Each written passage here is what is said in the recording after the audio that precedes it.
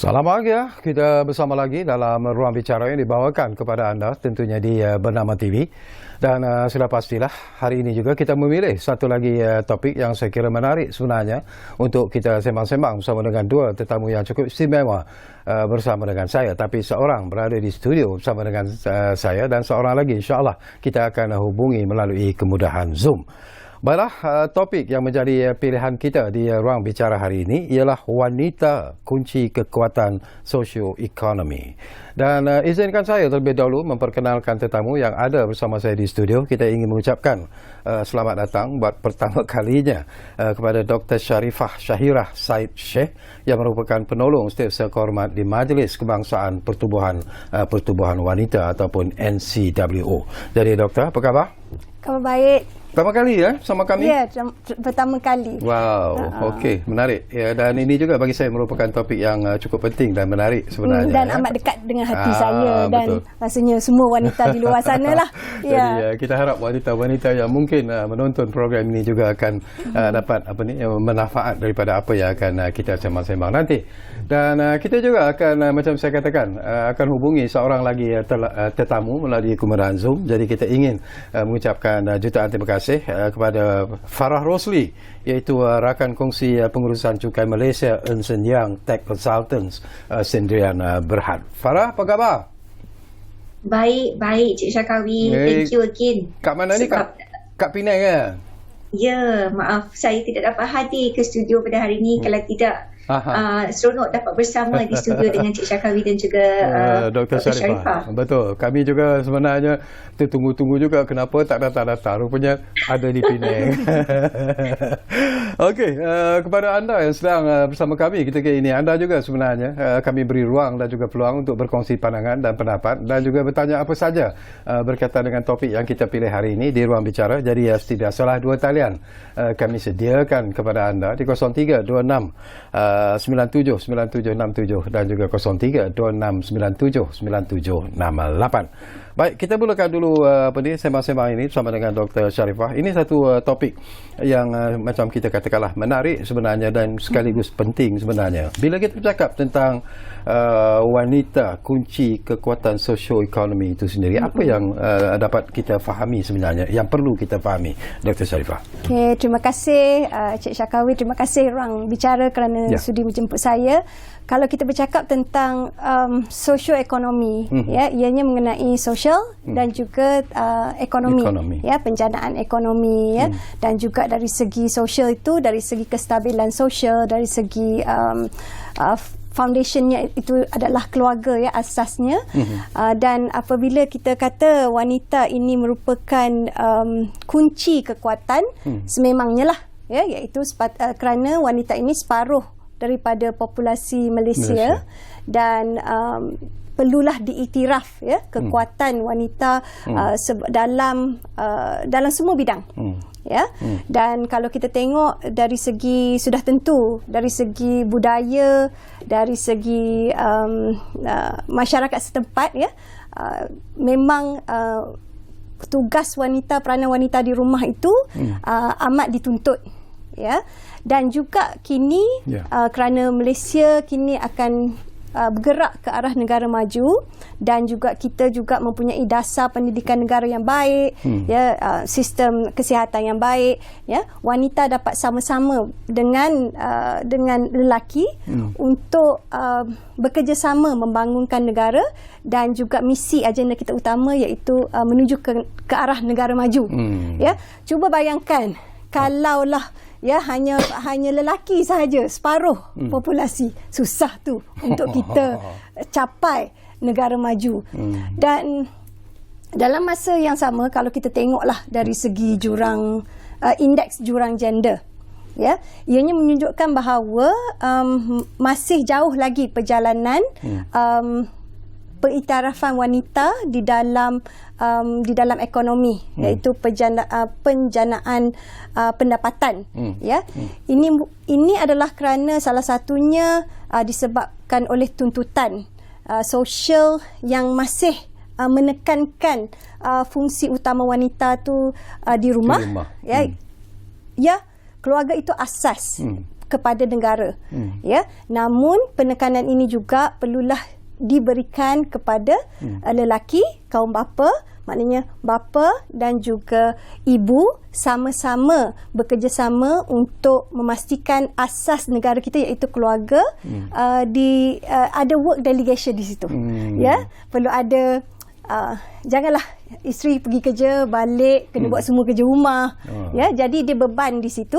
Tetapi sekarang ni kita perlu ubah sedikitlah cara bekerjasama di antara suami isteri di rumah, ibu dan bapa, supaya membolehkan wanita memperkukuhkan dan juga lebih ramai boleh berpartisipasi di tempat kerja, ya, ataupun membuka perniagaan. Ya, dan bagi saya ini boleh dibuat dan sedang dibuat. Dari kalau kita tengok dari segi dasar-dasar kerajaan, nampak semakin lama semakin encourage ataupun menggalakkan ya, wanita untuk berkejaya. Dan juga sebagai yang penting sekali bukan saja berkejaya, yang penting penjanaan pendapatan, iaitu sebagai usahawan. Ya, dan dulu kita bawah pada 50%, tetapi kini sudah ada peningkatan kepada 55%. Ya, wanita yang berkejaya dan berpendapatan. Mira sebut tentang wanita yang berkejaya dan berpendapatan.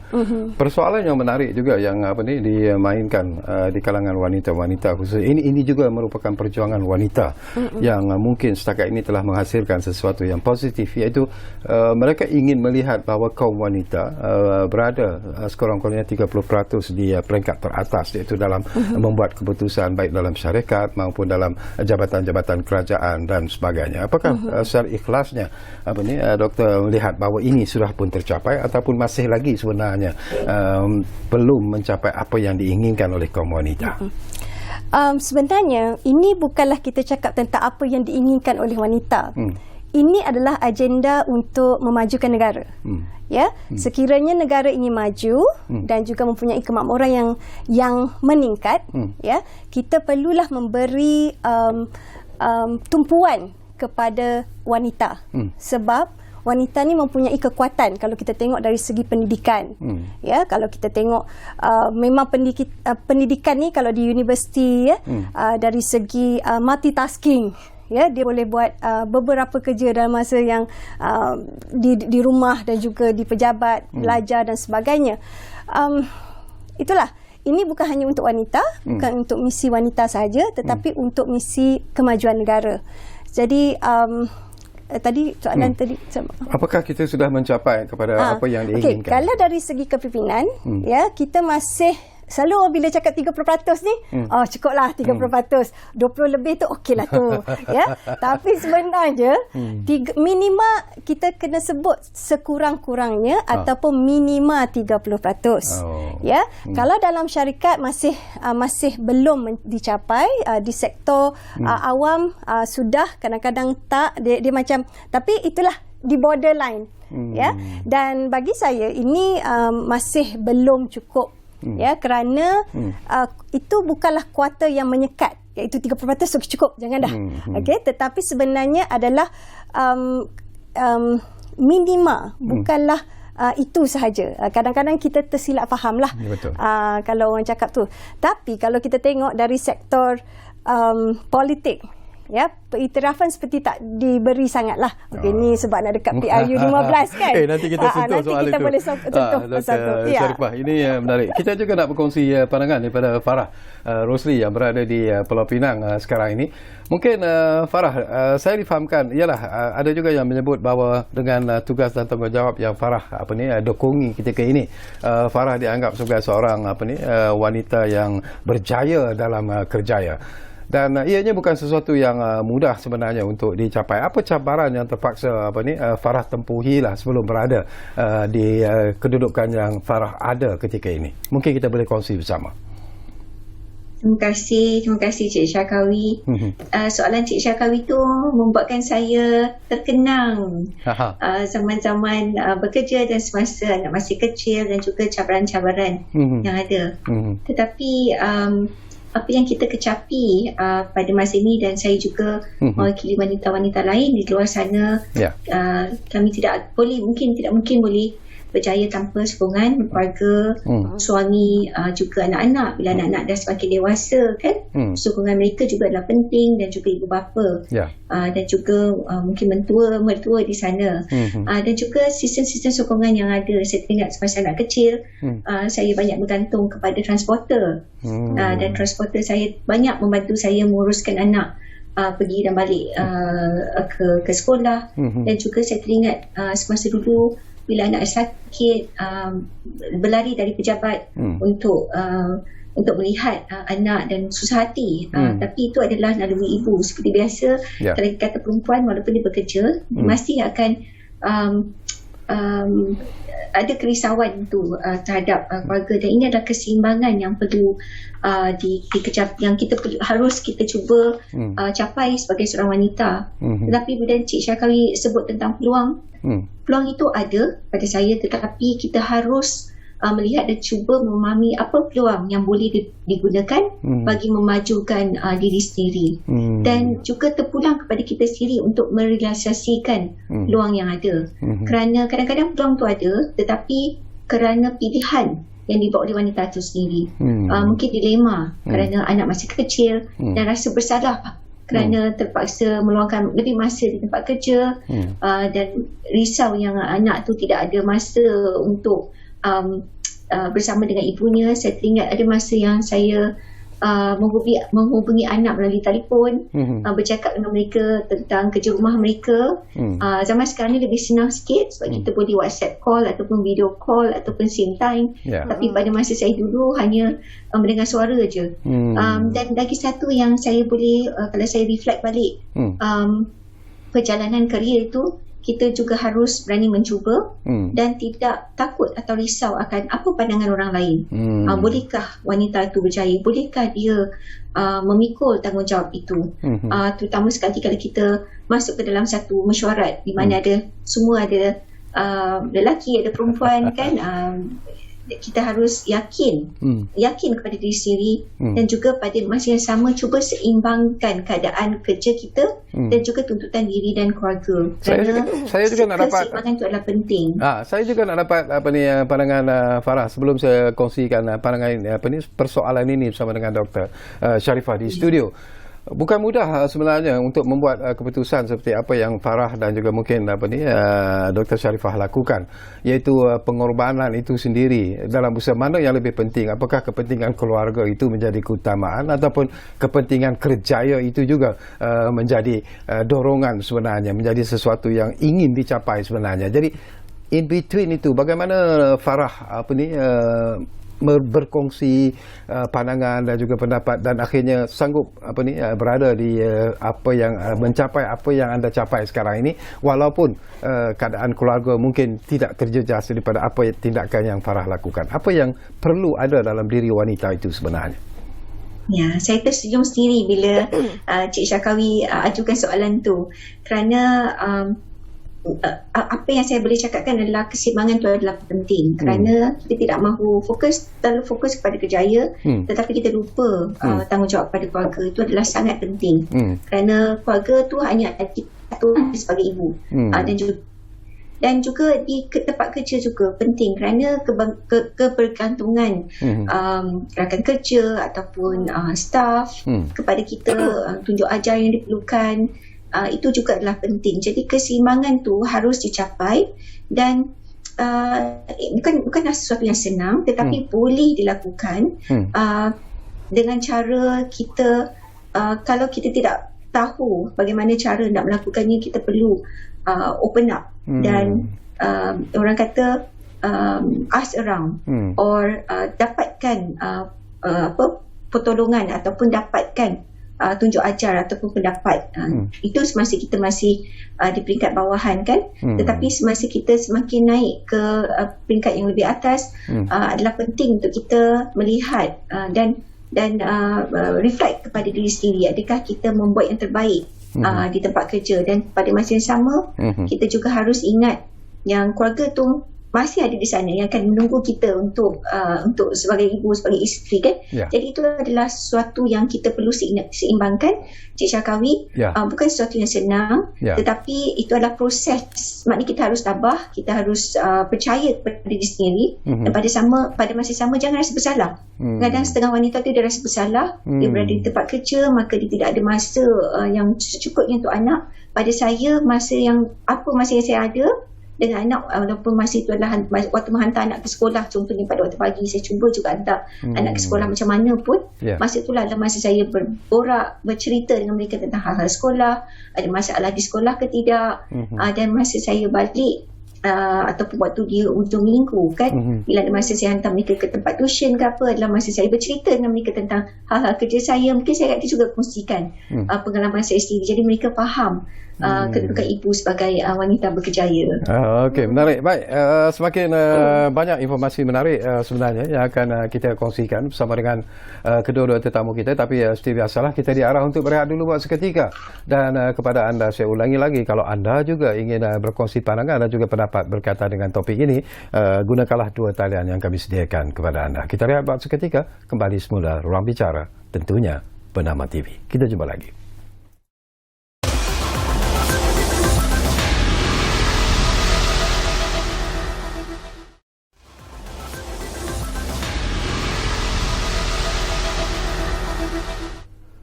Okey, kita kembali semula ke Ruang Bicara ini. Masih lagi bercakap tentang wanita kunci kekuatan sosioekonomi. Baik, sebelum saya lontarkan lagi persoalan-persoalan bersama dengan tetamu-tetamu kita, kita ambil dulu panggilan yang sudah pun ada di talian kita sekarang ini. Ridwan dari Pulau Pinang sudah pun bersiap sedia di talian kami. Silakan Duan. Assalamualaikum. Waalaikumsalam. Ya. Assalamualaikum Tuan Sekali dan ahli panel. Ya. Tadi saya dengar tadi Pak ahli panel sebut nanti Pak wanita menambah pendapatan kepada suami keluarga. Jadi persoalan saya saya tengok dalam politik kan. Tengok wanita selepas Rafidah Aziz dan Saizat. Diorang ni dulu menyelah boleh penampilan diri lebih menyelah tetapi sekarang wanita pegang jawatan-jawatan yang tak pentingnya. Saya tengok macam Pak Rafidah Aziz dia pegang Menteri Perdagangan dan Industri, dia menyelah boleh menarik pelabur. Kemudian Sarizat dia boleh pegang Menteri Wanita, dia memperjuangkan wanita. Sekarang kita tengok wanita pegang pun tak berapa menyelah. Dari segi kemudian dari segi pengetahuan pula. Dia bersilih ganti kemudian contohnya dulu ada orang pergi jadi ketua pengarah pendidikan, kemudian tukar jadi KXU Kementerian Pendidikan pun ada. Kemudian sekarang ni saya tengok ada silih berganti lelaki pula. Bagaimana wanita untuk mempertahankan diorang menjadi pembuat dasar ni, jawatan yang dipegang oleh wanita tu kekal di tangan wanita. Minta ahli panel ulas dalam ni. Terima kasih. Baik, terima kasih banyak-banyak Ridwan dari Pulau Pinang. Sebenarnya persoalan-persoalan itu memang ada dalam perbincangan kita nanti. Tapi sebelum doktor menjawab persoalan yang dibangkitkan oleh Ridwan ini pun mungkin ada kaitanlah kenapa ramai wanita yang memang pada mulanya dilihat begitu cemerlang di peringkat universiti pendidikan, namun kemudiannya hilang begitu saja. Dan kita tahulah macam Farah sebut tadi, cabaran yang terpaksa dihadapi oleh wanita-wanita yang berkerjaya itu, pengorbanan yang harus dilakukan.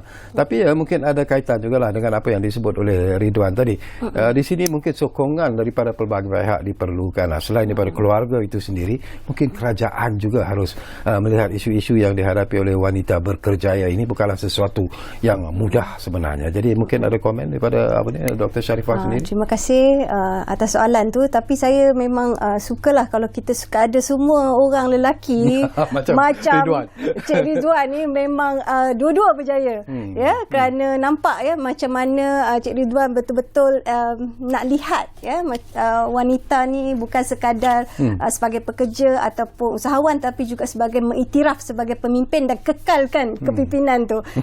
Saya ini saya nak cakap sikit tentang dari segi yang disebut tadi, yang tadi Cik Syarkawi sebut tentang wanita dan politik dan juga bantuan ataupun reaksi daripada kerajaan sendiri yang harus membantu sebenarnya. Kalau kita tengok dari segi belanjawan yang baru ni, tapi nanti kena diulas kembali, memang kita nampak banyak yang telah disebut oleh kerajaan tentang kalau encourage wanita untuk datang balik bekerja dengan ada pengurangan, tak ada bayar, tak perlu bayar teks. Mungkin Cik Farah, Puan Farah boleh terangkan tentang itu.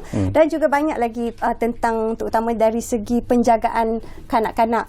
Ya, tadi Puan Farah ada sebut perlulah ada keseimbangan dalam kerjaya dan juga dalam keluarga. Tapi saya ada satu konsep barulah sedikit, iaitu sinergi. Iaitu kita perlu bukanlah seimbang. Kadang-kadang kalau seimbang ni kadang terbalik. Dia tak boleh nak seimbang tu kan. Adalah lebih baik dia sinergikan, iaitu pekerjaan itu adalah sesuatu yang bermakna, yang membantu keluarga. Okey, dan juga keluarga juga adalah punca inspirasi untuk seseorang wanita itu berpendapatan dan juga berkerjaya. Dan bagi saya, apabila wanita itu berkerjaya, terutamanya zaman sekarang lah, zaman kapitalis, air pun ada harga dan sebagainya, ini akan dapat memperkukuhkan lagi ekonomi keluarga.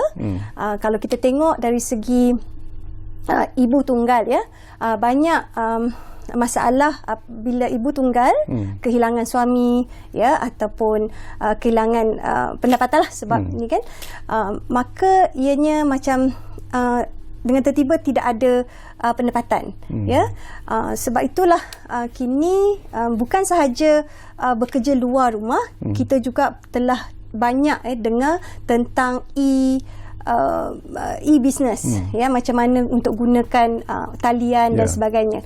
Jadi ini adalah satu perkara yang pentinglah kepada wanita. Dan juga kalau tadi Puan Farah cakap sebab ada sokongan keluarga dan sebagainya, tapi kita kena ingat bahawa tidak semua wanita mempunyai peluang dan juga kapal yang sama.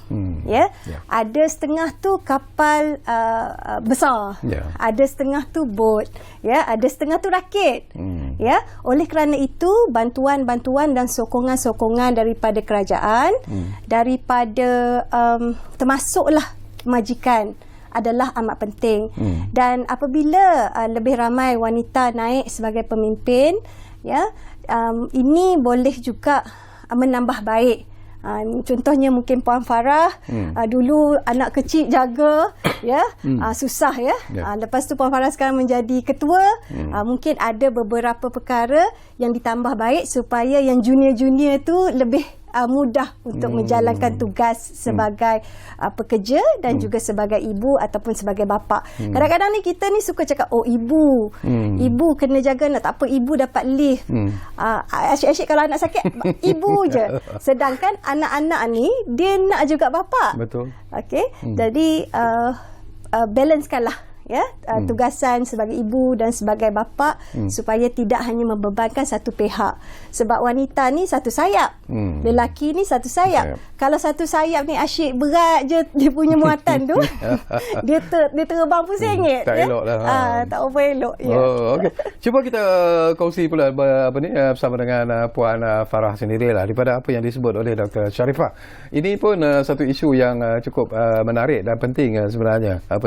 Farah dan Farah pun dah sebut daripada awal lagi bagaimana you have to sacrifice perasaan dan sebagainya dalam usaha untuk mencapai apa yang Farah capai ketika ini dalam bidang pekerjaan. Tetapi mungkin ialah selain daripada sokongan keluarga yang rapat, kita juga memerlukan sebenarnya sokongan daripada pihak-pihak lain. Dan tadi pun kita sentuh sebentar selalu tentang apa yang boleh dilakukan oleh kerajaan misalnya dalam usaha untuk menggalakkan wanita-wanita yang mungkin meninggalkan pekerjaan tetapi mungkin akan kembali semula kerana mereka masih diperlukan sebenarnya dari segi knowledge dan sebagainya. Farah. Ya, betul, Cik Syakawi. Zaman sekarang telah banyak berubah. Pendedahan dan pemahaman tentang sokongan kepada wanita untuk kembali bekerja adalah lebih banyak sekarang berbanding 20 tahun lebih dulu semasa saya mula-mula bekerja.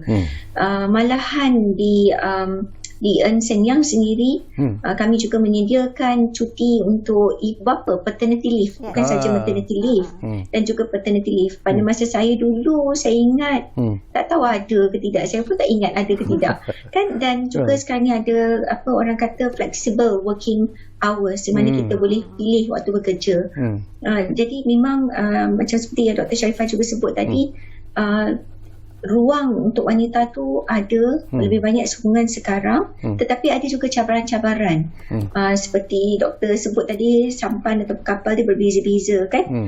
Saya ingat dulu sewaktu saya mula bekerja dulu, tidak mampu untuk mendapatkan pembantu rumah, ibu bapa tidak ada di sini untuk menjaga. Jadi saya pun pada masa itu saya teringat paling siapa yang nak tolong jaga anak, kena masuk office pukul 7.30, tidak boleh lewat. Tapi sekarang terdapat lebih banyak sokongan dalam bentuk-bentuk yang lain, ada kemudahan-kemudahan lain, dan juga banyak pihak syarikat juga yang menyediakan taska contohnya, dan ini semua banyak menggalakkan wanita-wanita. Tapi bila disebut tadi saya terdengar cukai, jadi sebagai orang cukai saya ni tak bolehlah lepaskan kalau disebut cukai. Memang ada cukai-cukai yang diberi untuk membantu wanita. Contohnya bajet 2023 baru ni yang dibacakan, ada menyatakan potongan cukai selama 5 tahun bagi wanita yang mengambil career break dan kembali bekerja selama 5 tahun tidak dikenakan cukai dari tahun 1993 sehingga 2028. Saya ingat sekitar 2014 atau 2015 tu ada juga potongan cukai untuk latihan, kos latihan bagi majikan yang menyediakan latihan untuk wanita kembali bekerja. Dan tadi saya ada juga dengar tadi Cik Syakawi ada sebut tentang mengkayakan peranan wanita di peringkat kepimpinan korporat contohnya kan. Ini adalah selaras dengan inisiatif Suruhanjaya Security Malaysia yang menyediakan program latihan khas untuk kemahiran wanita di pihak korporat bagi menggalakkan wanita menceburkan diri dalam lembaga urusan pengarah syarikat-syarikat. Jadi nak mengkayakan sekitar 30% wanita di dalam lembaga pengarah syarikat. Jadi memang sokongan-sokongan yang disediakan oleh kerajaan dan juga syarikat memang banyak membantu wanita untuk terus dapat berjaya dalam menceburi bidang kerjaya. Dan juga kalau saya sebut contohnya di EY dan Senyang sendiri, kami memang cuba meramaikan lebih ramai lagi wanita untuk terus naik ke peringkat yang lebih tinggi dan terus mengadakan program-program bagi menggalakkan mereka. Kami ada apa orang kata kumpulan sokongan contohnya bagi ibu-ibu yang bekerja, di mana mereka boleh berkumpul dan berkongsi tip-tip cara-cara untuk terus berjaya, dapat fokus kepada kerjaya. Kami juga ada program di mana mereka boleh mengambil 6 bulan contohnya career break, bagi mereka untuk fokus kepada anak yang masih kecil contohnya, dan kemudian mereka akan kembali, mereka akan dapat kerja dan kerja itu tetap ada untuk mereka bila mereka kembali selepas 6 bulan ataupun sekian career break mereka. Itu semua adalah peluang yang diadakan di EY, dan juga saya pasti memang banyak syarikat lain juga yang mengadakan program-program ataupun sokongan-sokongan seumpama ini, Cik Syakawi. Okey, Farah, saya juga nak dapat satu lagi pandangan daripada Farah ya. Kita tahu bahawa 2 tahun lalu kita mengalami satu situasi yang cukup mencabar. Pandemik COVID-19 melanda negara kita, dan ketika itulah PKP dilancarkan, dikenakan, dan bekerja dari rumah digalakkan, dimestikan ketika itu. Jadi apakah Farah melihat bahawa daripada apa yang berlaku, iaitu apabila pekerja pekerja terpaksa bekerja dari rumah dan sebagainya, walaupun mungkin pada mulanya tidak begitu selesa dan sebagainya, tetapi akhirnya wanita-wanita yang bekerja mungkin dapat menyesuaikan diri, dan itu merupakan satu jalan keluar yang cukup menarik sebenarnya, bekerja dengan begitu selesa dan pada masa yang sama boleh juga jeling-jeling lihat-lihat tentang keadaan keluarga. Jadi apakah anda melihat bahawa itu juga sesuatu yang memberikan manfaat sebenarnya kepada wanita untuk kembali semula bekerja? Ya, betul Cik Syakawi. Orang kata flexibility untuk bekerja dari rumah tu memang ada banyak membantu. Dan sebelum pandemik COVID-19, kita selalu fikir boleh ke bekerja dari rumah? Boleh ke teruskan fokus? Bila kita bekerja di rumah, anak di sana depan mata, mereka mungkin akan manggil-manggil. Dan saya teringat itu termasuk diri saya sendiri. Malahan saya ada sistem di mana kalau saya bekerja di rumah, kalau anak saya panggil untuk bantu kerja rumah, mungkin anak saya sudah besar sedikit. Kalau anak kecil tu mungkin masalahnya lain.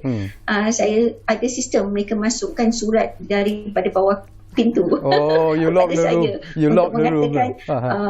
Ibu ada masalah. Jadi sebab saya kata saya dalam meeting, jadi mungkin dia terpulang kepada wanita untuk mencari jalan yang paling mudah dan paling sesuai, di mana mereka boleh fokus kepada kerja dan juga boleh terus berjaya kan. Tetapi ini adalah cabaran-cabaran yang harus ditemui. Pada saya cabaran tu akan membuatkan kita lebih yakin kepada diri sendiri dan lebih kuat. Mungkin semasa kita menempuhi cabaran, kita rasa macam mana sebagai wanita kita nak menjaga anak, pada masa yang sama kita nak cuba fokuskan kepada kerja. Dan juga orang kata biological clock ni sama kan, semasa wanita itu memulakan kerjaya, pada masa itulah mereka ada anak-anak yang kecil. Jadi bila kerjaya mereka lebih kukuh selepas 20 tahun atau 30 tahun bekerja, mungkin anak sudah besar, mereka boleh kembali fokus kepada kerja. Jadi kerana itulah ada perkara-perkara kita lihat di mana kerajaan mencadangkan ataupun membuatkan program-program untuk menggalakkan wanita kembali bekerja, kerana mereka ada kemahiran yang tertentu, tetapi mungkin sebab kerana telah meninggalkan kerja itu selama beberapa tahun, mereka perlukan latihan-latihan untuk memastikan mereka kembali yakin dan boleh bekerja. Tapi kembali kepada COVID-19 dan bekerja dari rumah, COVID-19 telah menunjukkan yang itu boleh dicapai. Tetapi seperti yang saya kata, itu adalah saya kata cabaran, tapi cabaran itu bukanlah semestinya sesuatu yang tidak baik. Cabaran itu adalah orang kata part of life kan. Dalam kehidupan kita ada kerja, ada keluarga dan juga ada isu-isu yang kita kena hadapi.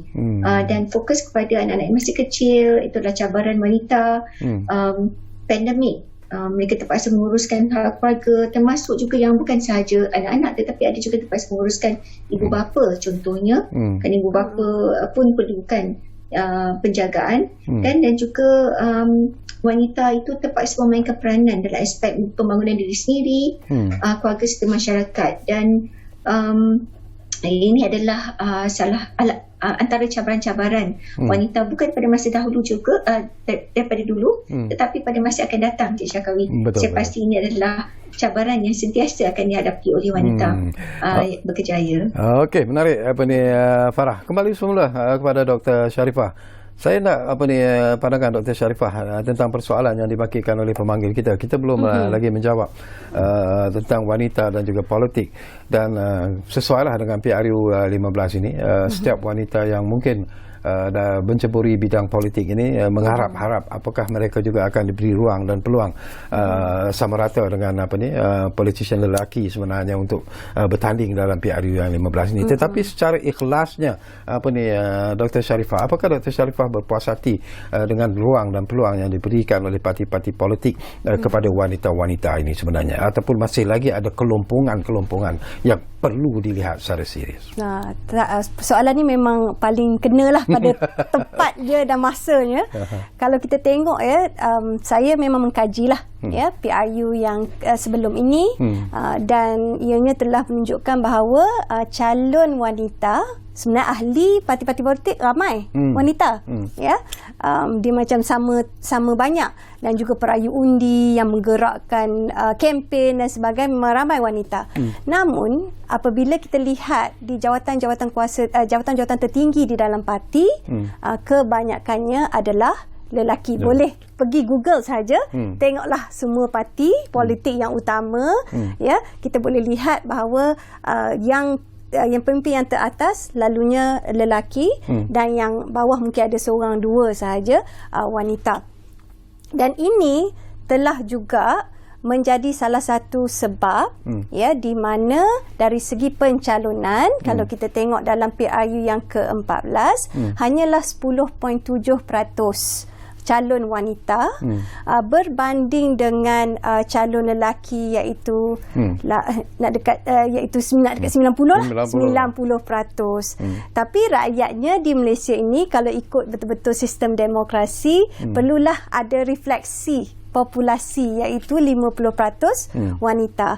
Kalau kita tengok dari segi dasar yang disebut oleh Puan Farah tadi, dalam corporate memang telah ada dasar minima, sekurang-kurangnya, saya suka sebut sekurang-kurangnya 30%, sebab selalu orang ingat shilling 30%. Sekurang-kurangnya 30% dalam sektor korporat, pembuat keputusan wanita. Sebab itulah kini dalam sektor korporat mereka sedang melihat bagaimana ini meningkatkan ahli lembaga pengarah 30% wanita, itu satu. Dan juga sebelum itu kita juga ada sektor public, lebih awal lagi, minimum 30% pembuat keputusan dalam sektor awam. Sebab itulah berjaya di dalam sektor awam, ya. Dan kini ianya telah tertulis di dalam Pelan Tindakan Wanita dan juga di dalam Dasar Wanita Negara tentang 30% juga perlu ada di dalam sektor politik dan juga legislatif. Namun setakat ini ianya masih belum tercapai.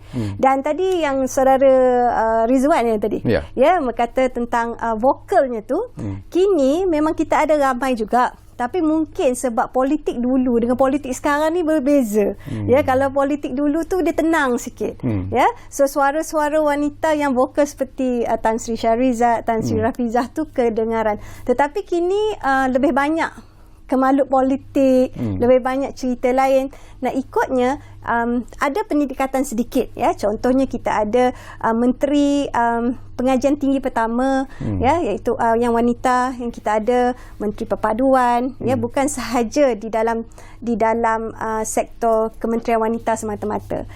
Dan kita adalah peningkatan dari segi itu, dan saya amat berharap untuk kali ini dalam PRU yang ke-15 kita pun dah masuk 2022, ya, saya amat berharaplah setiap parti politik akan meletakkan sekurang-kurangnya 30%. Dan kami telah National Council of Women's Organisation, majlis ini mempunyai lebih daripada 150 NGO wanita di seluruh Malaysia, dan kami telah mengadakan forum kepimpinan wanita dalam politik pada 5 Oktober. Dan di sini parti kita jemput 5 parti. Okey, iaitu kami telah jemput YB Datuk Seri Zamri, Setiausaha BN, ya, kita jemput YB Datuk Seri Taqiyuddin daripada PAS, dan Anthony Loh, YB Anthony Loh, DAP, YB Fadlina Siddiq daripada PKR, dan juga YB Mas Emiati daripada Bersatu. Kenapa 5 ni? Sebab mereka ini yang mendominasi dalam parlimen, ya, kerusi yang paling banyak. Dan daripada forum tersebut kami dapati bahawa mereka semua terbuka hati untuk menyokong, ya, minima 30%. Dan kami berharap apa yang terbuka hati secara verbal itu menjadi kenyataanlah pada penamaan calon yang akan datang. Okey, satu harapan yang cukup tinggi sebenarnya. Okey, tak apa. Kita akan berehat dulu buat kali terakhir, dan kembali nanti. Tak banyak masa lagi yang tinggal, tapi saya percaya ada lagi persoalan-persoalan yang sempat saya kongsikan bersama dengan Dr. Sharifah di studio, dan juga melalui Zoom bersama dengan Farah Rosli. Kita rehat buat kali terakhir.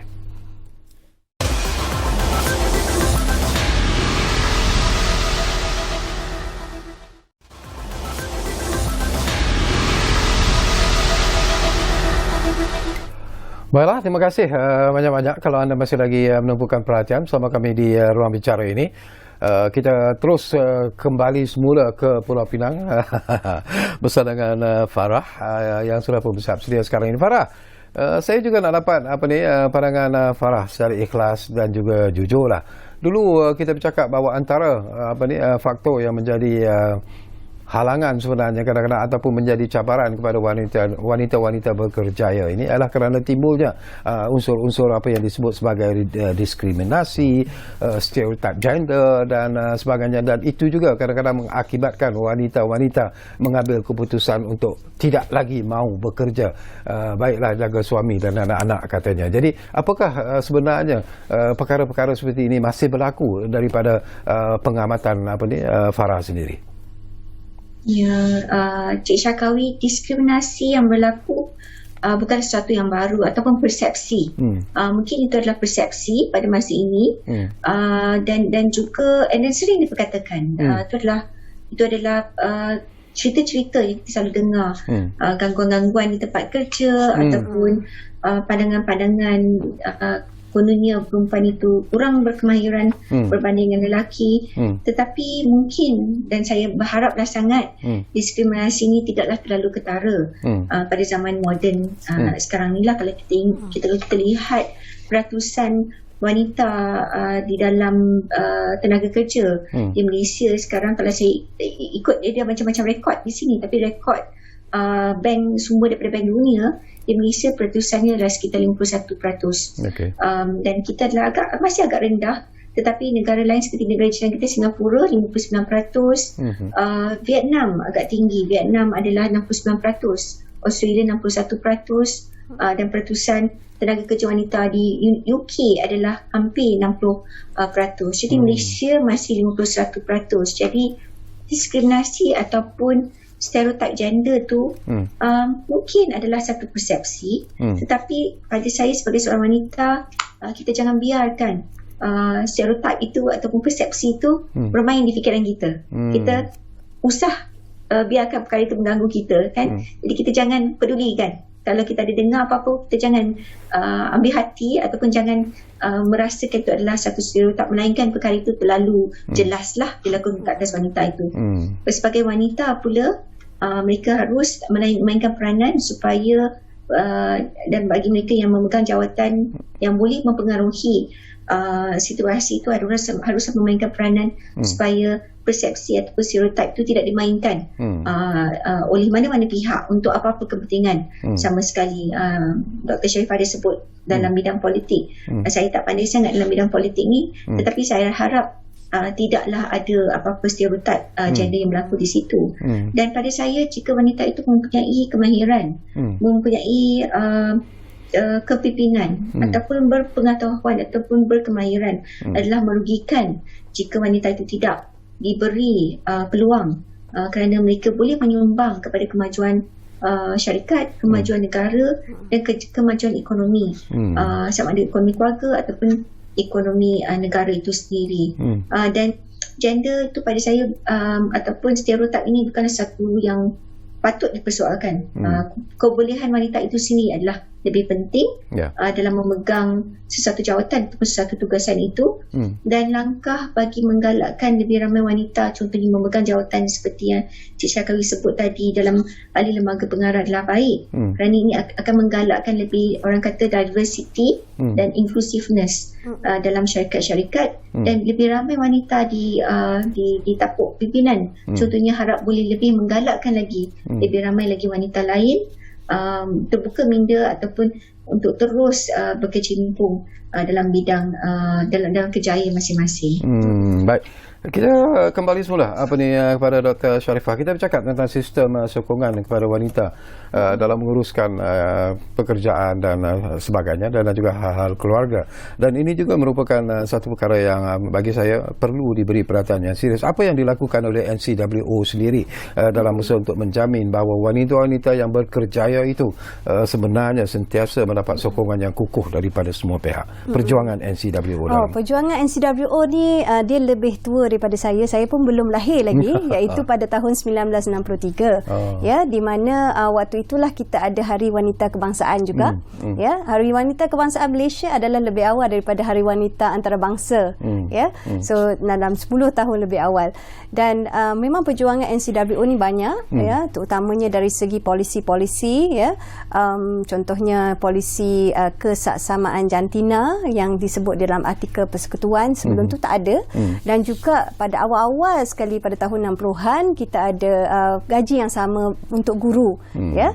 Dan berikut daripada itu, kini kami lebih memberi tumpuan kepada kepimpinan supaya negara dan juga semua pihak untuk mengiktiraf kebolehan wanita sebagai pemimpin.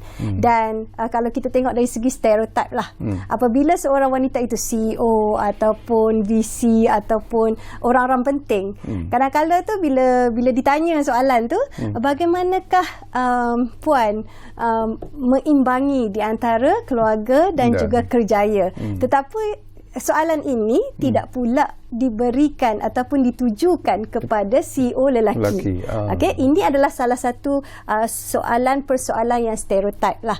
Ya. Dan sudah tentu dari segi penjagaan anak, ya, dari segi keusahawanan, sememangnya NCWO mempunyai banyak ahli jawatan kuasa yang untuk penjanaan usahawan, untuk politik, untuk advokasi, dan juga untuk seperti contohnya macam mana hendak memberikan maklumat-maklumat mengenai akta gangguan seksual, bagaimana untuk memberi maklumat mengenai baru-baru ini kita ada satu lagi anti hendap. Ya, akta anti hendap yang juga mengganggu wanita. Tapi sebenarnya kan gangguan seksual dan juga akta hendap ni, anti hendap ni sebenarnya mengganggu kedua-dua pihak sebenarnya. Ya. Dan inilah sekarang ni kami memang menumpukan perhatian kepada meningkatkan pengiktirafan wanita dalam kepimpinan. Dan juga kalau boleh tu kita nak hapuskanlah setiap stereotip. Walaupun saya cakap mungkin ada sedikit negatifnya, tapi kalau kita nak bandingkan dengan pelbagai negara, terutama negara-negara yang mempunyai majoriti orang Islam, Malaysia ini adalah satu negara yang amat peka gender dan juga mengamalkan kita panggil substantive equality ataupun kesaksamaan yang adil. Sama tu tak semestinya adil. Ya, kita tidak boleh melayan lelaki dan wanita tu sama dalam segalanya. Itu tidak adil.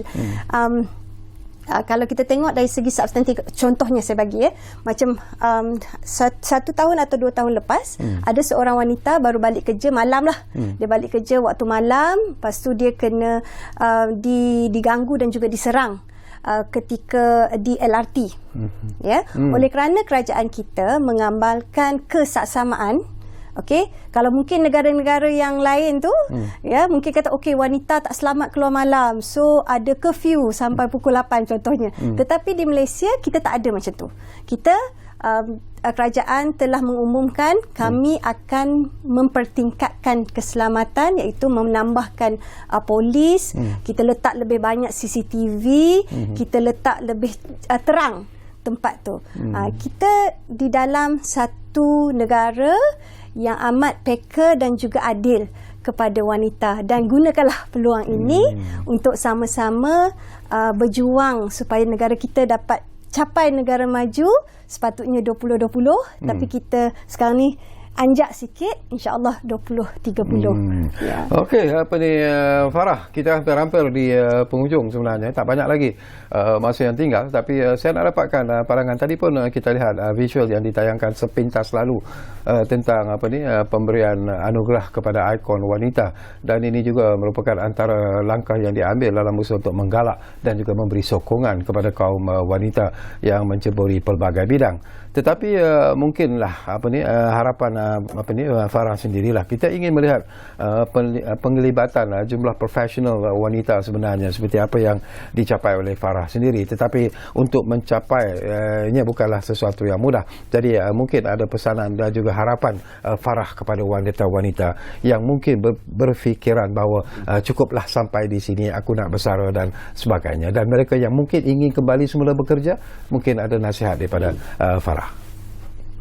Ya, Cik Syarkawi, saya banyak belajar daripada contoh-contoh rakan-rakan wanita yang lain, dan juga saya banyak juga belajar daripada rakan-rakan lelaki juga, kerana bukan hanya kerana wanita itu berjaya, ada kerana juga ada sokongan daripada pihak lelaki, sama juga lelaki dan perempuan masing-masing. Tetapi daripada peningkatan jumlah profesional wanita dan tenaga kerja wanita dalam Kejaya, harapan saya adalah lebih ramai wanita kembali ke bidang pekerjaan dan dapat menyumbang kepada ekonomi keluarga dan juga negara, dan mereka dapat keyakinan dan tidak risau akan keyakinan, tidak risau akan kebolehan diri sendiri. Dan di samping itu, di mana mereka perlukan latihan untuk kemahiran, malah saya sendiri selalu cuba mendapatkan kemahiran-kemahiran di mana saya rasa saya masih kurang kemahiran-kemahiran tertentu. Saya akan cuba mendapatkan kemahiran-kemahiran. Jadi di mana majikan boleh menawarkan contohnya program-program untuk membantu kita supaya kembali ke bidang pekerjaan.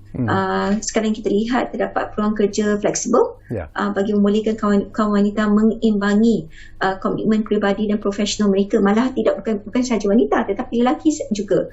Kerana lelaki boleh membantu isteri-isteri mereka ataupun orang kata di better half lah yang bekerja. Jadi dapat memikul tanggungjawab itu bersama-sama.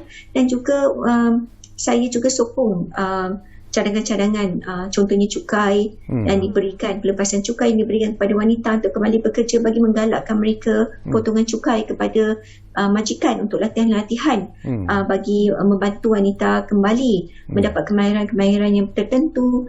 Dan juga mungkin juga program mentorship yang disediakan bagi menggalakkan wanita, sesama wanita, ataupun juga mungkin tidak boleh ketepikan kaum lelaki juga untuk menyediakan kemahiran sama ada hard skill ataupun soft skill, supaya wanita kembali yakin untuk mencuburi ataupun meneruskan kejayaan mereka, dan juga untuk kepuasan diri sendiri. Jadi bagi setengah wanita mungkin juga terdapat kepuasan yang mereka boleh mencapai sesuatu sendiri, bukan sahaja melihat anak-anak berjaya, tetapi diri sendiri juga mendapat kemahiran untuk diri mereka sendiri.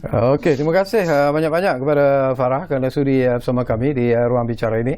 Walaupun berada di Pulau Pinang, tapi harap-harap semuanya akan berjalan lancar di Pulau Pinang dari segi aspek pekerjaan yang sedang Farah jalankan ketika ini. Terima kasih kepada Dr. Sharifah, masa mencemburui kita sebenarnya, tapi secara ikhlas saya cukup selesa sembang-sembang bersama dengan Dr. Sharifah dan juga Farah, dan kita harap ini bukan kali pertama dan terakhir. Doktor, InsyaAllah kita akan bersama lagi, terutamanya dekat-dekat pilihan raya nanti. Mungkin kita akan bercakap tentang wanita politik dan juga wanita. Itu pun satu isu yang cukup menarik. Kita tunggu dulu daftar pemilih nanti.